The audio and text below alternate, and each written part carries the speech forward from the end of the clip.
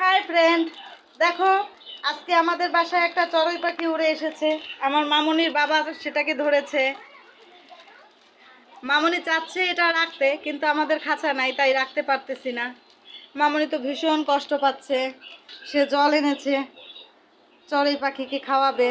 দেখো জল খাওয়াচ্ছে কিভাবে। খাও চড়ুই, জল খাও।